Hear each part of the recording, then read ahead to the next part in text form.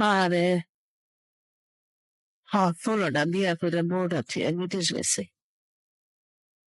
আর এই বউটা আমার টাকা ছাড়া কিছুই বোঝে না, কোনো কিছুই চেনেন। সংসারের এত কাজ, একটা কাজ যদি করে, সব কাজই আমারে করতে হয়। হ্যাঁ, কাজ করবো, কাজ করা তো দূরের কথা, পরে আমার আরো রান্না বান্না করে খাওয়াইতে। এখন কিছু তো কইতে পারি না। ওই মানুষ করবো যে শাশুড়ি ভালো না, ওনার বলে দেখতে পারে না।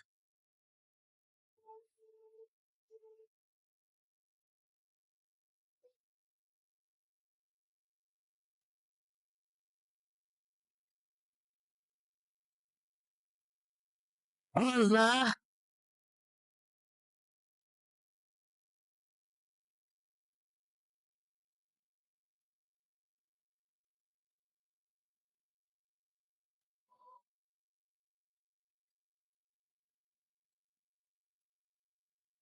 আমার হাত সে ভাতের পাতিলটা পড়ে গেল, সেরকম তো কোনোদিনও পায় না।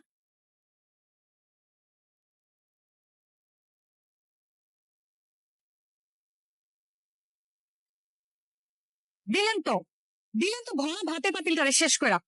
এই বয়সে যত কাজ করতে পারেন না, তাহলে কাজ করতে জানতেন। বাবা, আমার মনের মধ্যে ভালো লাগতেছে না, কেমন জানি পোগাইতেছে। আমার পোলাটা বিদেশে থাকে, কোনো বিপদ আপদ হইলো না তো? কি পদ, কি কইতেছেন আবল তাবল? কালকে রাত থেকে আমার ভালো লাগতেছে না মা।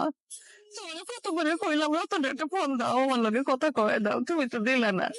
আপনার পোলায় তো আমি ফোন দিছি, 2-3 দিন ধরে আপনার সাথে আমার কোনো যোগাযোগ হইতেছে না। আপনার পোলা তো আমার ফোনই ধরতেছে না, তার ফোন বন্ধ। আমার রতন ফোন করে না, রতন ফোন ধরতেছে না কেন?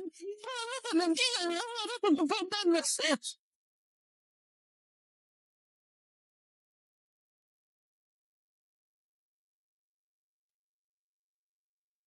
আমার বাড়িতে জানি কেন? কেন? আচ্ছা, আমি দেখতেছি না। আসেন। কে আছে আমার বাড়িতে? সেটা গাড়ি নিয়ে আমার বাড়িতে এসে।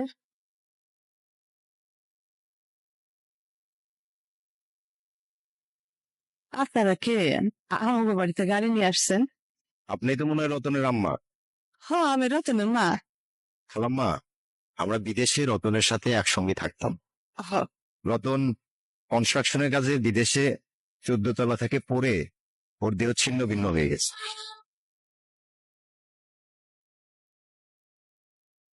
আমরা অনেক কষ্ট করে রতনের লাশটা নিই। রতনের ডেড বডি পচে এমন গন্ধ হয়েছে, আসলে আমাদের আর থাকা সম্ভব হচ্ছে না। আমরা ওর লাশটা আপনার কাছে পৌঁছে দিয়ে গেলাম, আমরা এখন আসি। ও বাবা, বলছি কই যাইতেছে? আমি আমার বাপের বাড়ি যেতেছি। আপনার ছেলে লাশের গন্ধ তো আমি এই বাড়িতে থাকতে পারতেছি না।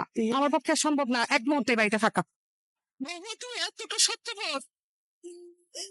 আমার পোলা শুধুমাত্র তোমার সুখের কথা চিন্তা করে বিদেশ গেছিল, তোমার বিলাসিতার জন্য বিদেশ গেছিল। তার লাশের গন্ধ সহ্য করতে না পারা তুমি বাড়ি ছেড়ে চলে যাইতেছো।